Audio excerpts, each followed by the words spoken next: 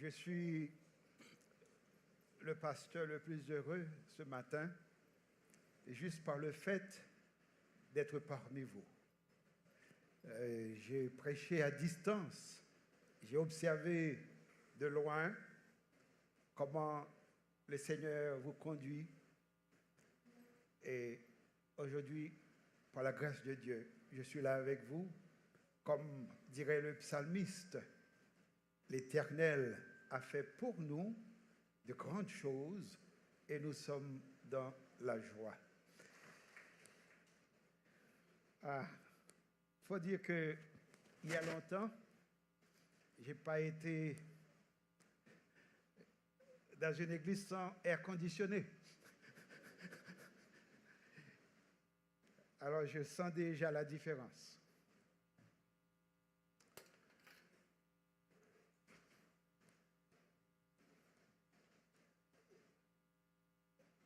Un jour, un ami m'a appelé parce qu'il avait un projet spécial pour moi. Et quand il m'a appelé, il a partagé ce projet avec moi. C'était très intéressant. Il avait décidé, cet ami, de m'envoyer un conteneur rempli de nourriture. Et il voulait que je m'en occupe pour la distribution parce que j'étais à ce moment dans un village. Il voulait donner à manger aux familles de ce village. Il m'a demandé de donner à chaque famille de ce village assez de nourriture pour un mois. Tout un mois.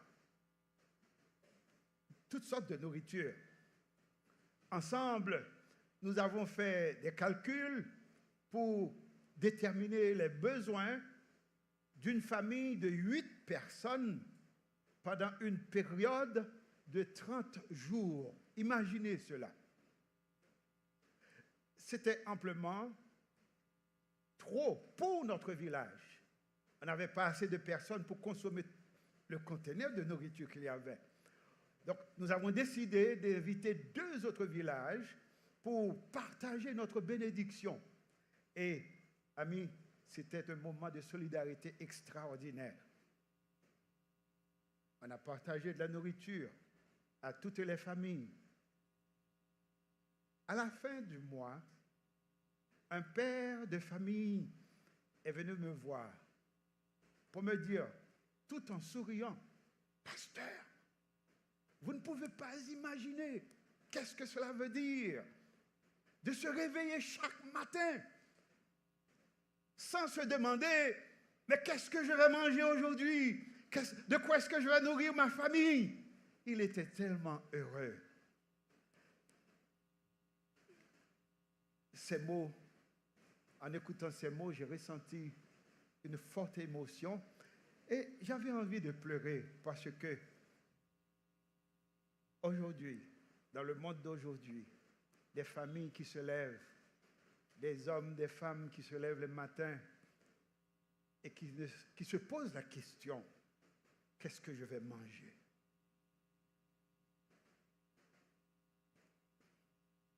Vous savez, certaines personnes naissent dans la pauvreté. J'étais né dans la pauvreté. Certaines personnes naissent dans la pauvreté et malheureusement, elles ne découvriront peut-être jamais ce que cela signifie de vivre dans l'abondance. Peut-être qu'il y a parmi vous qui se posent la question, mais c'est quoi l'abondance? Avoir suffisamment d'argent, assez de nourriture chaque jour pour se nourrir, pour nourrir sa famille, des vêtements, des amis, de vivre en liberté, être respecté et apprécié partout où l'on va. Ah, amis, je vous dis, ça donne un sentiment de puissance et c'est comme si on était à l'abri, on se sent à l'abri de tout malheur.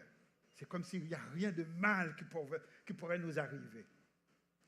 Ça, c'est la sensation de sécurité dans la prospérité. Ceux qui se portent bien et qui ont tout, ils ont une sensation d'invulnérabilité. Ça veut dire, je suis en sécurité, rien ne pourra m'arriver. C'est ainsi que la Bible nous présente un homme. Son nom c'est Job. Un homme qui avait tout. Un homme qui ne manquait de rien. Ce qui est remarquable au sujet de cet homme Job, c'est que Job était un croyant. Aujourd'hui, beaucoup de gens associent la foi chrétienne à la pauvreté. Ça veut dire que si tu es chrétien, tu dois être pauvre. On associe la richesse au diable. Ceux qui sont riches, ils ont le droit d'être riches s'ils sont dans le monde et s'ils ne connaissent pas Dieu. Mais malheur si un pasteur devient riche. Malheur si un frère qui sert le Seigneur sincèrement devient riche. On dit, il y a quelque chose qui ne va pas avec cette personne. C'est l'inverse. Job était un croyant. Et nous allons voir comment Dieu présente cet homme et toutes ses richesses. Parfois, il semble presque mal vu d'être chrétien dans la société d'aujourd'hui, en Haïti. Et nos visions sont tellement petites. Notre vie a l'air si misérable comme enfants de Dieu. Quand nous nous réunissons, ce ne sont pas des cultes de louanges, d'actions de grâce, mais de complaintes et de misère. Parce qu'en réalité, nous traversons des moments difficiles. Nous sommes en difficulté, surtout maintenant dans ce pays. Tellement en difficulté que nous n'osons même pas rêver le lendemain. Aujourd'hui, nous entamons un voyage fascinant à travers le livre de Job. Au cours de notre exploration, nous allons nous approcher de 5 thèmes. Nous allons étudier 5 thèmes qui ont rapport à la vie de chaque jour, à votre vie, à ma vie, à ce qui se passe dans ma vie, à ce qui se passe dans votre vie. Parce que la Bible est la parole de Dieu, elle est vivante. Le livre de Job, ce n'est pas un livre d'hier, c'est un livre d'aujourd'hui. Les questions qui se posent à travers ce livre, ce sont les questions que vous vous posez vous-même, dont vous n'avez pas de réponse. Nous allons regarder cela ensemble. Il y a 5 sujets que nous allons regarder ensemble. D'abord, le sentiment de sécurité dans la prospérité. Quand tout va bien, on se croit invulnérable. Ce n'est pas vrai. Deuxièmement, c'est quoi le conseil divin? Ça, c'est pour dimanche prochain. Un concept nouveau. Et nous allons regarder ce conseil divin à travers le livre de Job. Troisièmement, l'expérience difficile de la pauvreté. Beaucoup d'entre nous, nous sommes là maintenant. Nous sommes là, dans cette expérience difficile de n'avoir pas assez pour notre vie. Quatrièmement, nous verrons qu'est-ce que c'est que vivre dans l'humiliation et la honte, parce que quand on n'a rien, qu'on n'a même pas la santé, on n'est rien aux yeux de la société. On va regarder cela à travers le livre de Job. Et finalement, nous allons regarder l'intervention de Dieu dans nos épreuves, dans les moments difficiles de notre vie. Donc, préparez-vous à réfléchir et à vous laisser toucher par ces sujets profonds, mais tellement universels, parce que ce sont des questions que le monde entier se pose. Nous vivons toutes ces situations-là. En un mot, chacun d'entre nous, à un moment donné, nous sommes à la situation de Job. Le titre de cette série, c'est d'une opinion à une conviction, à la conviction. On parle d'une opinion à la conviction. Alors, la question, amis, est celle-ci. Connaissez-vous Dieu? Connaissez-vous Dieu vraiment? Le connaissez-vous? Ou avez-vous seulement une opinion sur Dieu? Ce que vous entendez dire de Dieu. Mais le connaissez-vous? Ou avez-vous simplement des opinions sur Dieu? Dans les moments d'épreuve, cela fait toute la différence. Si vous connaissez Dieu ou si vous avez une opinion sur Dieu. Dans les épreuves, ça fait la différence. Comme Job, comme sa femme, Comme ses amis, nous avons souvent des opinions sur Dieu, mais sans fondement réel. C'est ce que nous allons voir. Pourquoi? Parce que Dieu désire être connu. Dieu désire être connu. Non seulement chanter de nos lèvres, au lire à travers la Bible, mais on doit vivre Dieu. Non seulement vivre avec Dieu, mais il faut vivre Dieu. Dans le psaume 34, verset 8, il est dit, « Sentez et goûtez combien l'Éternel est bon. » L'avez-vous déjà senti? L'avez-vous déjà goûté? Il y a beaucoup d'entre vous, vous entendez parler de Dieu. Vos oreilles ont entendu parler de Dieu. Mais l'avez-vous déjà goûté? Le connaissez-vous? Amis, dans les épreuves, ça fait toute la différence parce que il y en a parmi nous, quand ça va mal, nous rejetons Dieu. Nous rejetons Dieu. Mais quand ça va bien, on a un pied en dedans, un pied dehors, mais on ne connaît pas Dieu, mais des lèvres, nous chantons. Dans notre étude, nous allons découvrir le danger de nos présuppositions, ce que nous croyons de Dieu, mais qui ne sont pas vrais. Zami n'a saisi pour nous tendre combien de bagailles on a répété sur mon Dieu. Combien de bagailles des pasteurs, des prédicateurs ont dit sur mon Dieu et que vous répétez, ce n'est pas vrai. C'est faux. C'est faux. Et on pensait que c'est vrai jusqu'au moment où on est dans une situation difficile. Et puis vous pensez que ça, vous pensé de mon Dieu, hein, ou attendre à ce que vous faites expérience. Que mon Dieu dit ça, vous pensez c'est pour que j'aime ça du tout, ou pour qu'on aime. D'une opinion à la conviction. Et ce matin, j'aimerais vous amener à cette conviction. Non pas d'avoir des opinions. Au cours de cette série, on doit arriver à la conviction. Quand nous parlons de Job, nous pensons à la souffrance, au malheur, mais nous ne pensons jamais à la richesse. Job était un homme riche. Non pas un homme pauvre, mais un homme riche. Le livre de Job nous enseigne une vérité très importante. La prospérité, quand ça va bien dans ma vie, dans votre vie, la prospérité ne veut jamais dire la sécurité. Avoir la prospérité ne garantit pas la sécurité. Il y a des hommes d'affaires, des grands hommes de ce pays qui vivent aujourd'hui dans l'insécurité, dans la prison. Pourtant, ils sont riches. Ils étaient riches. La prospérité, la richesse ne garantit pas la sécurité. Et tout au long de cette série, j'espère que chacun d'entre nous prendra le temps d'examiner sa foi pour voir si je suis vraiment dans la foi ou si j'ai simplement des opinions. Regardons ensemble le livre de Job. J'aimerais lire les 5 premiers versets puisque le temps passe très vite. J'aimerais lire les 5 premiers versets du livre de Job. Si vous voulez bien lire avec moi, dans le livre de Job, chapitre 1er, Job vient tout de suite avant les psaumes. Donc nous avons Job, psaume, proverbe. Si vous ne savez pas, c'est dans l'Ancien Testament, pour ceux qui ne savent pas. Il vient avant les psaumes. Donc, lisez avec moi le premier verset. D'abord, dans cette lecture, la Bible va nous présenter la vie publique de Job. Comme Job, vous avez une vie publique, ce que les gens voient, ce que les gens pensent de vous. Mais vous avez aussi une vie religieuse, ce que vous vivez avec Dieu, dans le secret de votre cœur. Vous avez aussi une vie familiale. Votre vie familiale, parfois, c'est heureuse, c'est extraordinaire, mais parfois, c'est malheureux, c'est misérable. Job a vécu tout cela. Lisez avec moi dans Job.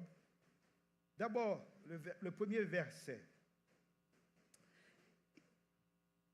La première chose qu'on nous donne, c'est son adresse. Il y avait dans le pays d'Uth un homme qui s'appelait Job. Nous avons son nom et son adresse. Ça veut dire que c'est un personnage réel. Cet homme était intègre et droit, craignant Dieu et se détournant du mal. On nous donne ici 4 traits du caractère de cet homme. L'opinion publique sur Job, ce que les gens pensaient de lui, ce qu'il observait dans sa vie. D'abord, c'était un homme intègre.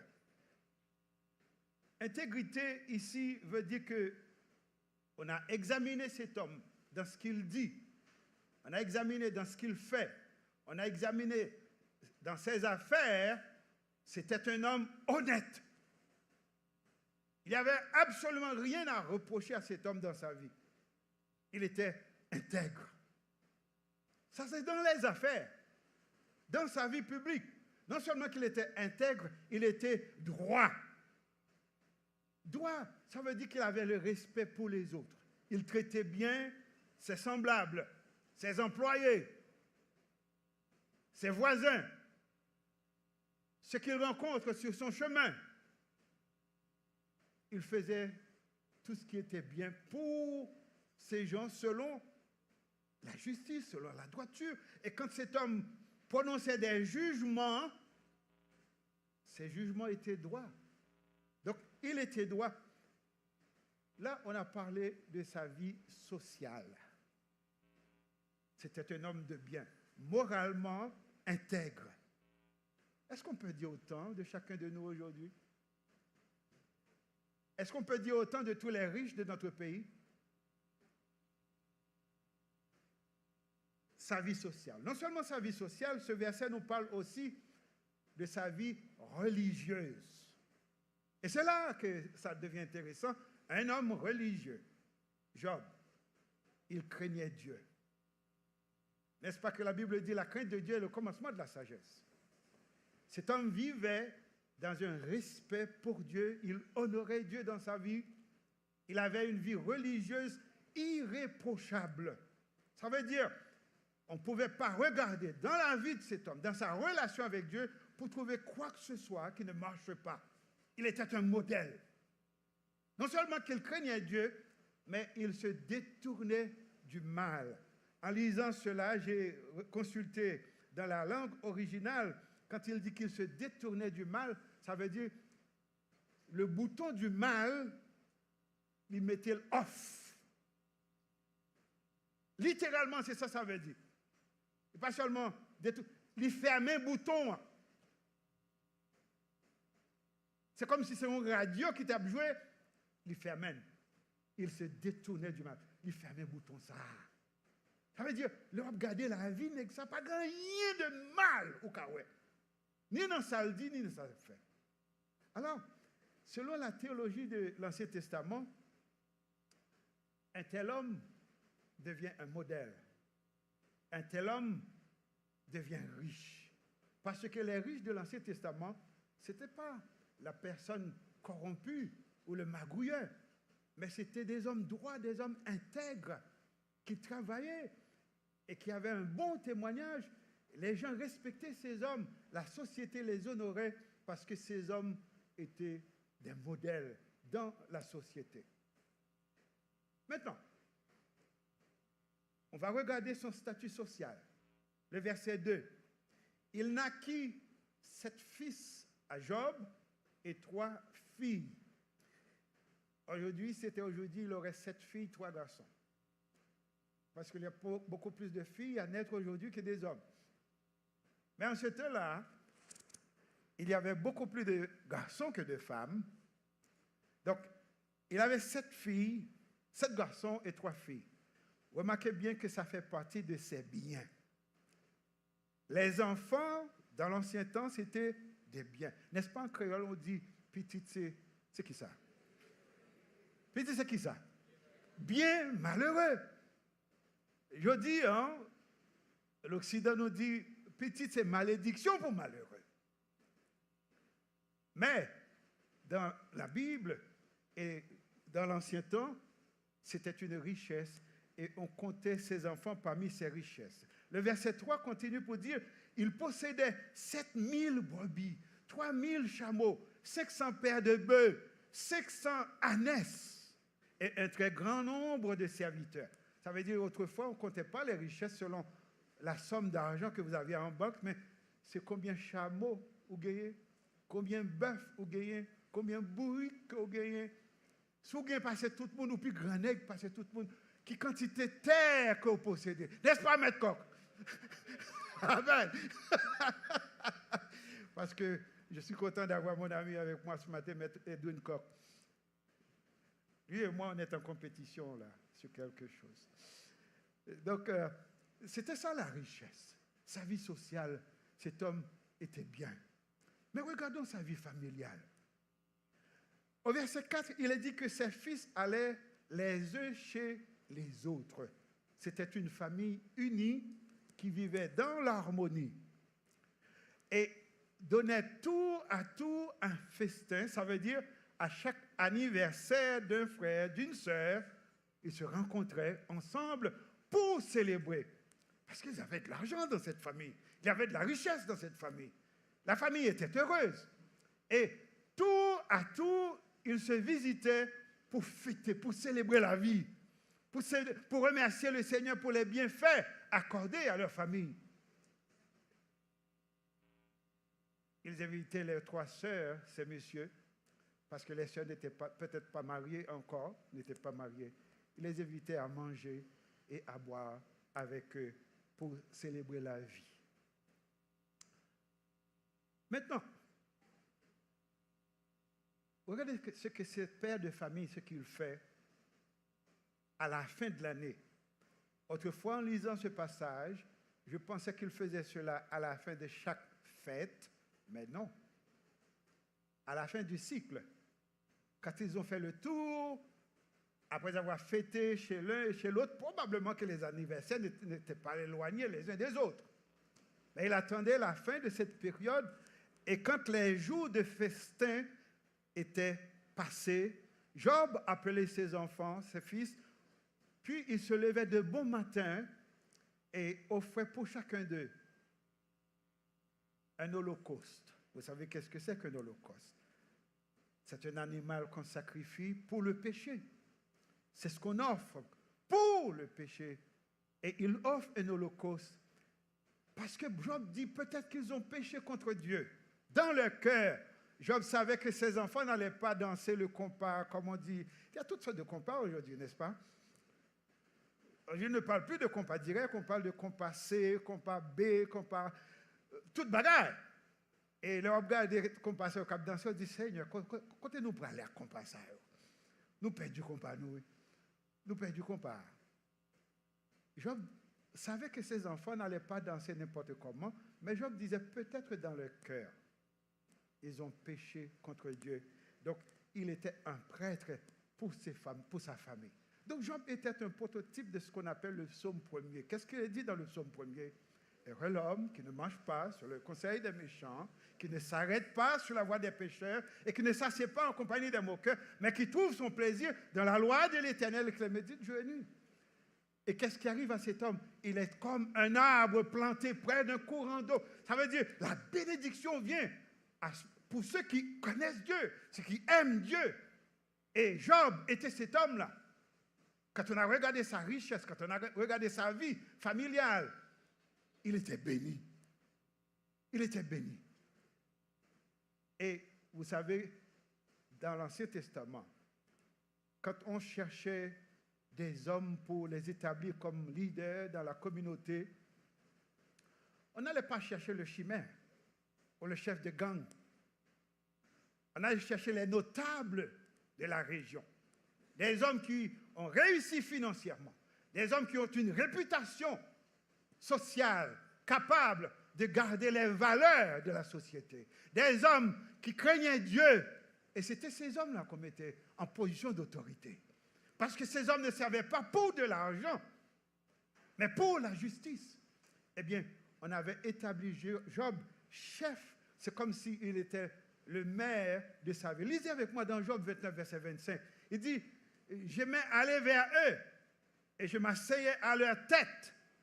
J'étais comme un roi au milieu d'eux, comme un roi au milieu d'une troupe, comme un consolateur au milieu des affligés. Ça veut dire qu'il était le leader de sa communauté. Pourquoi? Parce qu'il a réussi financièrement, il a réussi dans sa famille, il a réussi son mariage, il a réussi ses enfants, et il marche avec le Seigneur. Il était un modèle.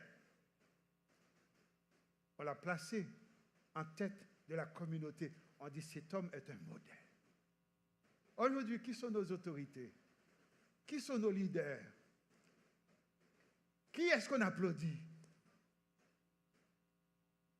Quand on cherche quelqu'un pour mettre à la tête de quelque chose, qui est-ce qu'on cherche? L'homme le plus corrompu, celui qu'on peut influencer. Mais cet homme était un homme droit. On ne pouvait pas l'influencer, on ne pouvait pas l'acheter.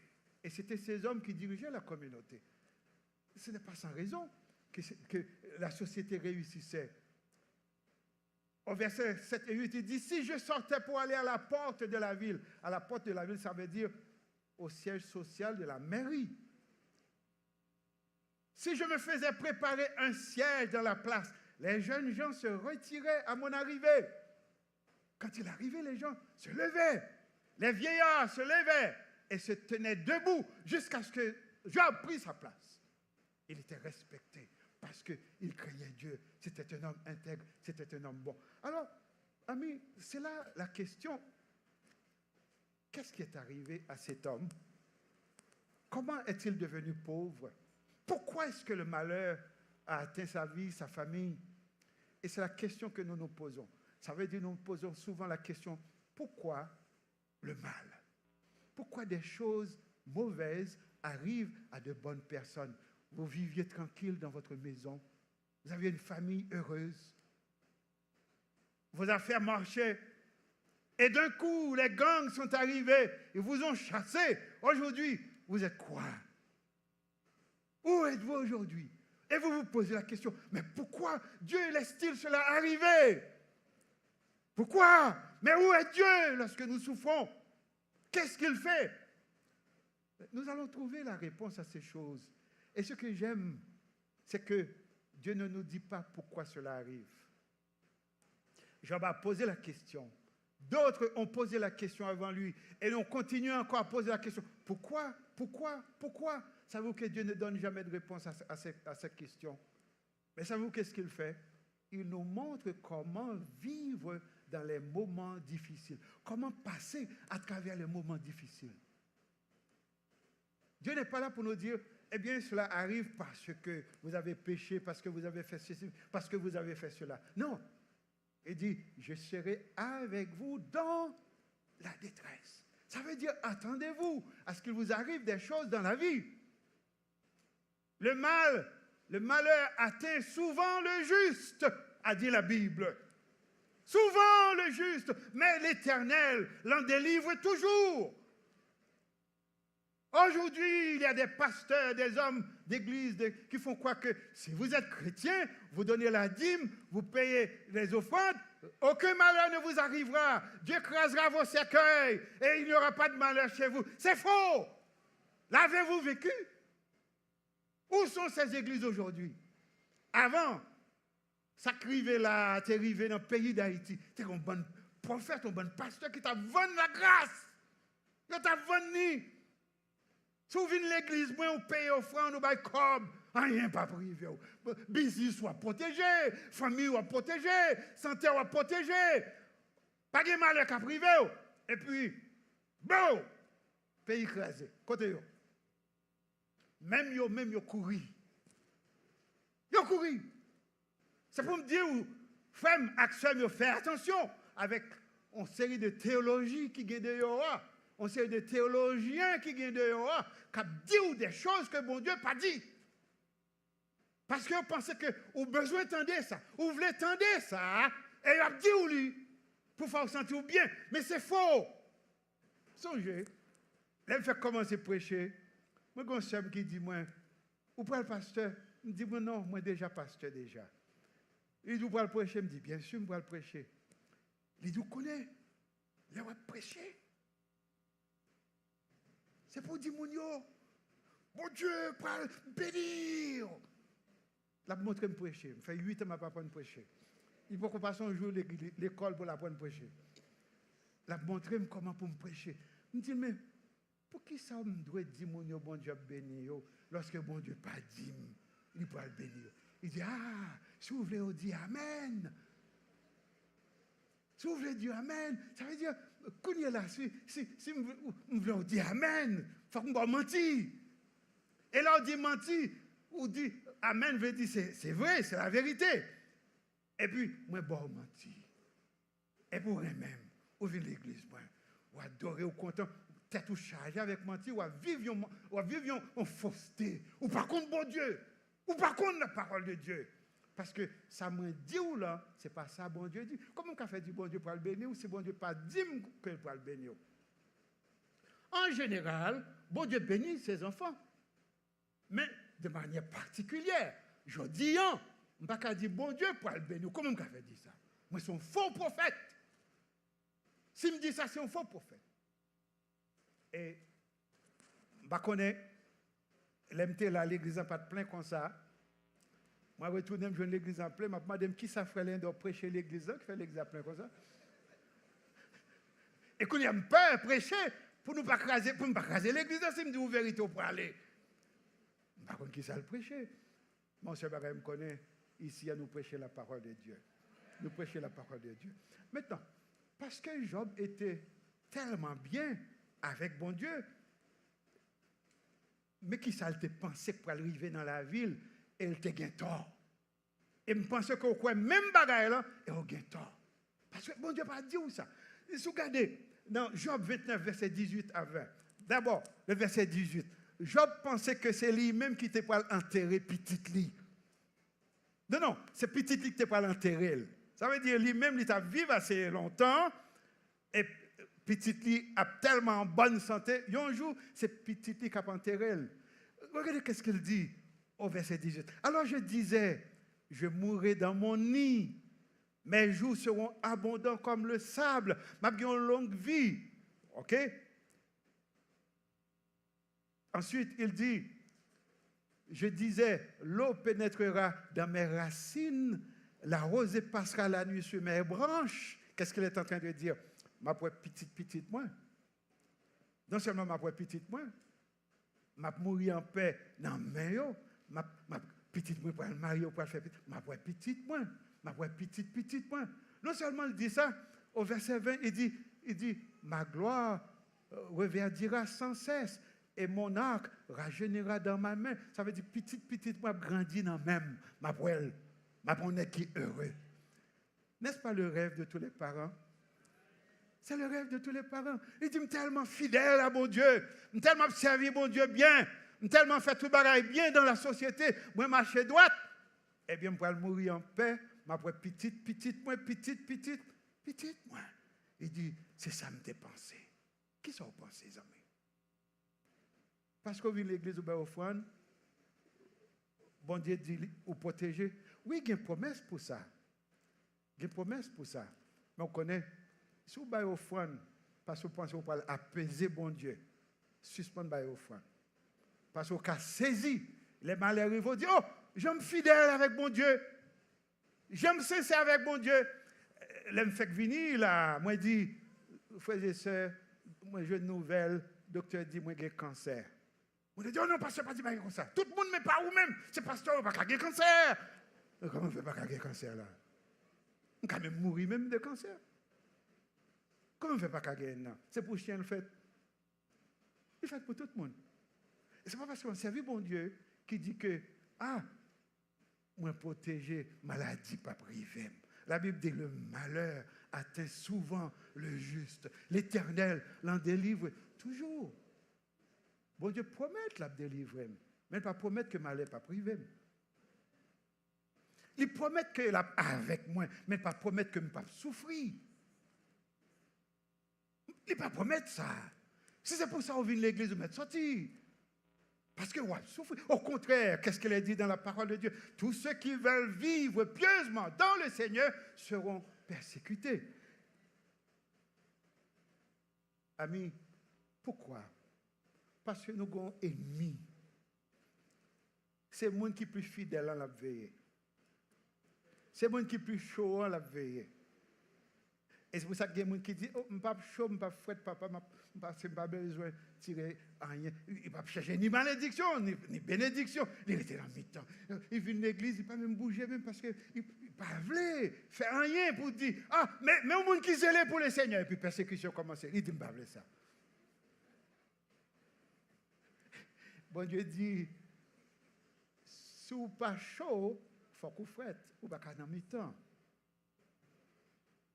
Si vous pas avec bon Dieu besoin de connaître quoi ou pas avec lui. Si vous avec bon Dieu, il veut connaître ou avec lui.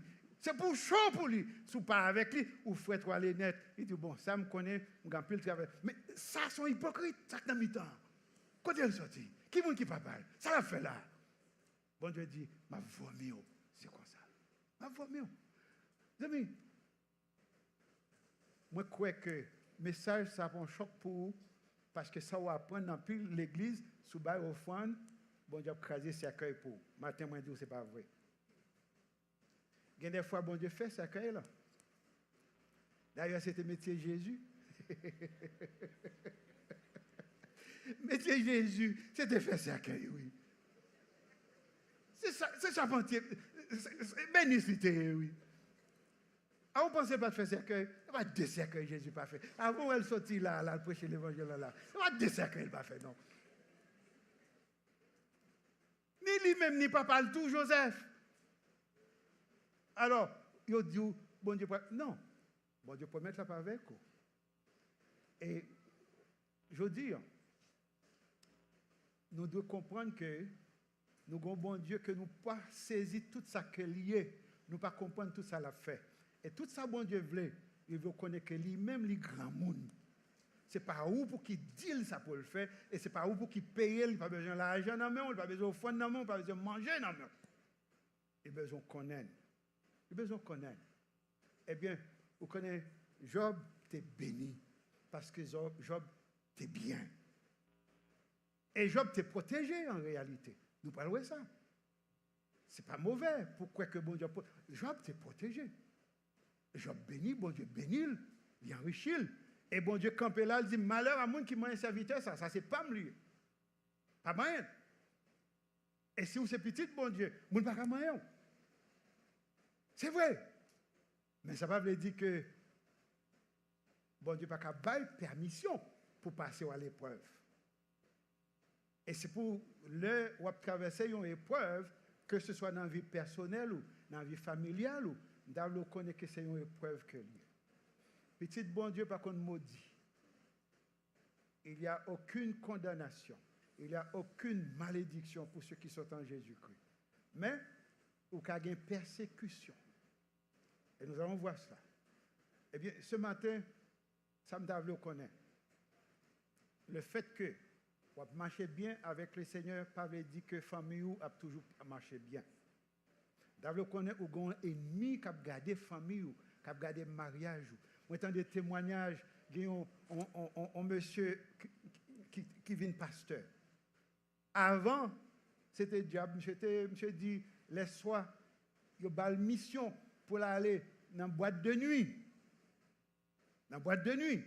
Côté petit chrétien, qui ne pas marcher avec le Seigneur, mais qui apprend plaisir dans la boîte de nuit, il dit, côté yoye, il voyait à chercher pour le séduire, pour le détruire.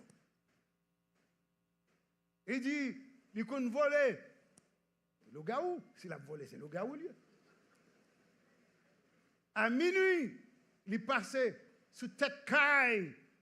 Tout le monde qui est marié, qui est petit, il passait sous tête caille à minuit pour le maudire tout le monde. Ça, c'est diabolique. Aucun ennemi. Aucun ennemi. Et c'est pour ça que il faut qu'on connaisse bon Dieu par là. Les mariages sont en difficulté. Le bagage à privé dans la vie, pas abandonner bon Dieu, pas courir. On aurait été là ensemble dans Job pour nous comment pour nous passer à travers le moment ça. Parce que ça, moment ça a venu. Il a privé. On nous regarde Job.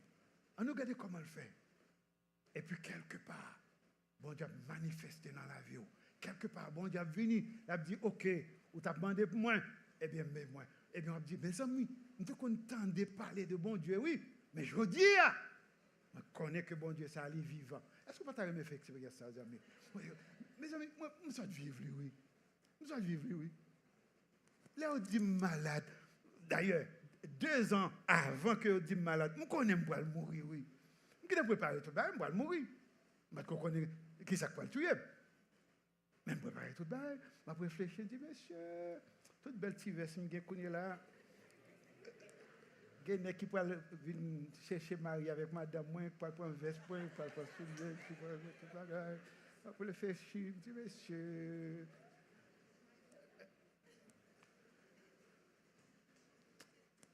Et puis, bon Dieu sauve. Bon Dieu sauve. Fais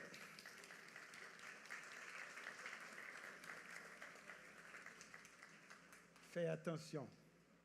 Quand ça va bien, ce n'est pas la sécurité. Dieu est notre sécurité.